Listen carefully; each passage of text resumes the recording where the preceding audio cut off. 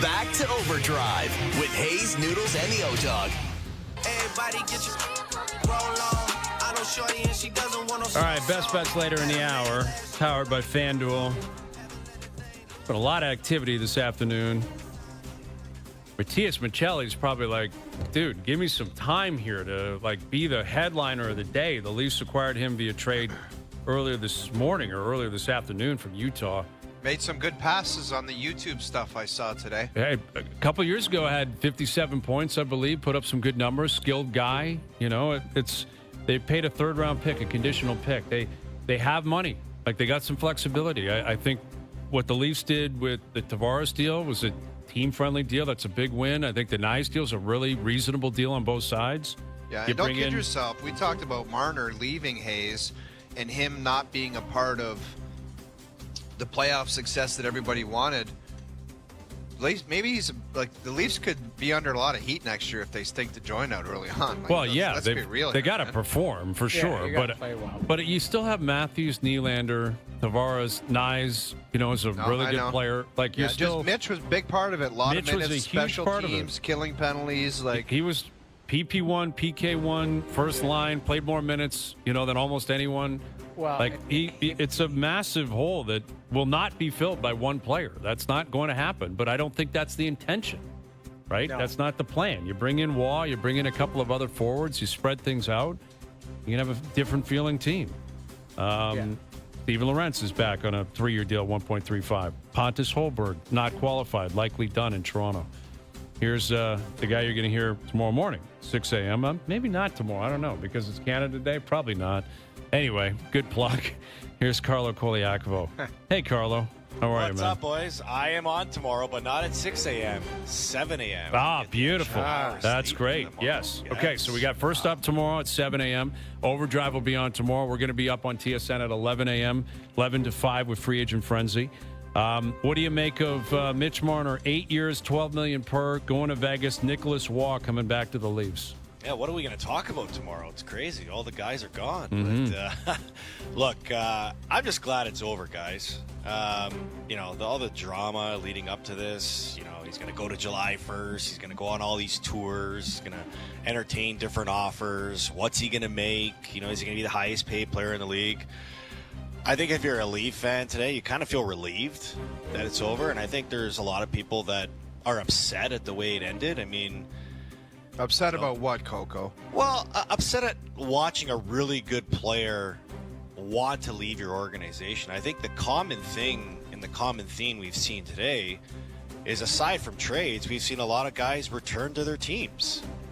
Right? Here we are in Toronto watching one of their top players leave out the door, apparently on his own choice, doing so, and it just makes you reflect. It makes you reflect, how did we get here?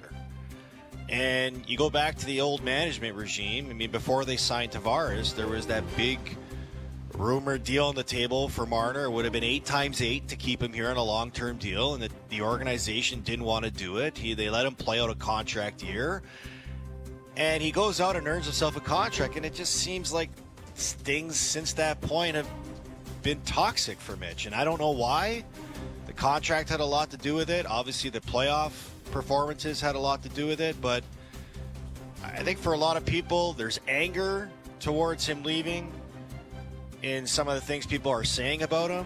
But the way I look at it, it's sad. It's sad that the Maple Leafs are watching a player that played his whole career here up until this point put up some amazing numbers and choose to play somewhere else. When you look at the 3 players that played in Florida, yeah, okay, they signed team-friendly deals, but they prioritize happiness because they wanted to be happy. Clearly, Mitch wasn't happy to stay.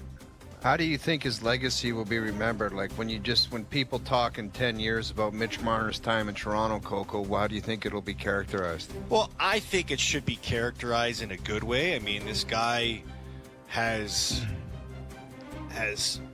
played himself to the point where, he's in the record books with this organization. Seems simple, Coco, but you know how unrealistic people are. It seems like a stretch that it would be characterized that way. It's very unrealistic that people will look back and say what I said about his career, because immediately they'll think of the bad stuff with Mitch. couldn't play in the playoffs, couldn't handle the pressure. Well, those are real things. I love how it's like those are made up or something. No, like, they are real things. 100%. Pretty I important things like how you played in the playoffs is probably how fans are going to kind of scope their reputation, and feel about a player. Hayes, I think for me, I'll always appreciate Mitch as a player because I loved watching him play. And I think most people should feel that way about Mitch. You put the player in perspective, hell of a player.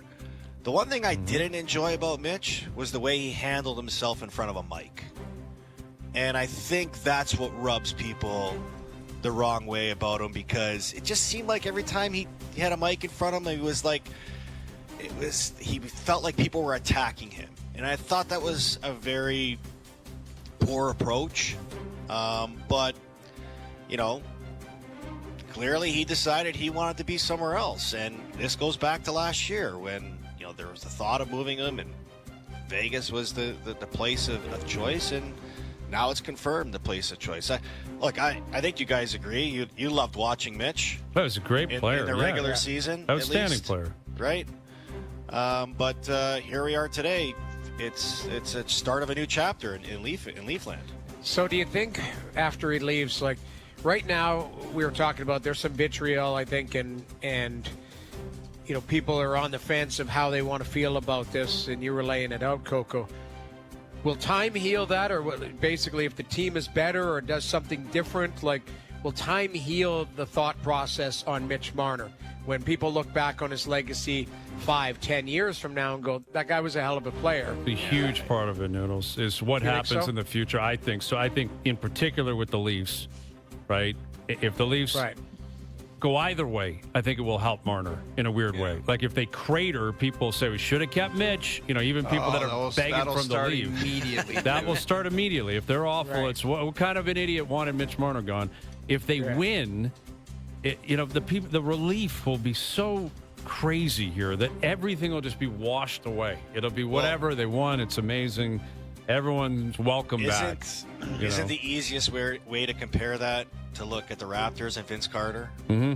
I mean, the Raptors win a championship and everybody wants to, forgive Vince for what he did. If the Raptors didn't win a championship, would they feel the same way about Vince? I mean, they hung his jersey in the rafters a couple years ago.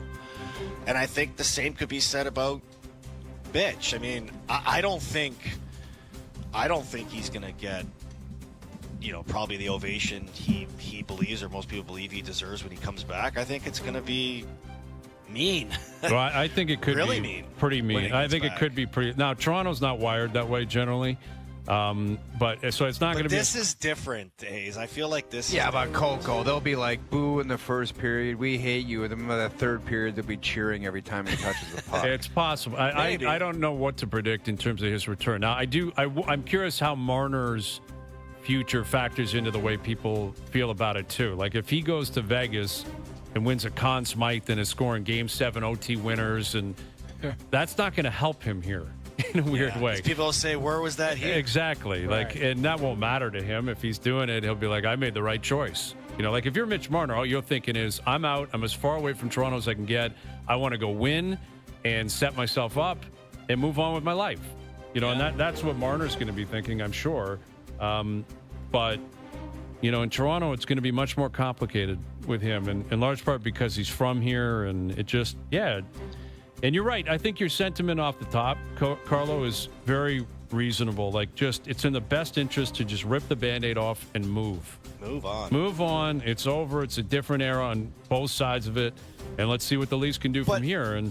But, Hayes, back to what I said in the beginning. Doesn't it sting even more watching all the players that are signing today with their own teams and say to yourself, Florida just found a way to keep the band together. Yeah, but like Marner why didn't should want this to surprise you? Yeah, why should this surprise you? He was never like, oh, let's run it back. We're going to win again. Like, this was a completely – everybody knew this was coming. So doesn't that say more about the relationship between Mitch and the team? But that's specific to them, though, because, I think it would be a bigger issue here if Tavares was like, I'm out of here, and Knies was like, I'm begging for an offer sheet. Those two guys were dying to stay. Like this, Steven Lorentz, Lorentz, I don't know what kind of market he had, but he was dying to remain a Maple Leaf. This is very specific to Mitch. And again, another reason why I think Leaf fans, are going to be emotional about this, because he's from here. He grew up a Leaf fan, and now he's like, I got to get out. And by all accounts, he's been thinking that way for a while. Yeah. Like, no one's going to take lightly to that. Like, even if it's totally reasonable and justified, and he could break down exactly why it happens this way, Leaf fans are going to be like, really? You're dying to get out? It's like a weird mentality that Leaf fans didn't want him back, but they wanted the Leafs to tell him he can't come back. Right. They wanted him begging to stay, which is really kind of dark in a way. But I don't know. Yeah. Well, from everything we know, the Leafs wanted him back. They tried to keep him here. It's hard to do something, Coco, when if he's deciding that he's walking at right to free agency or close to it, then, hey, we'll trade you because we want to get a king's ransom for you. And, well, no, I don't want to go anywhere. Right. Not until I'm a free agent. Okay, well then, we'll let you. In the end, I think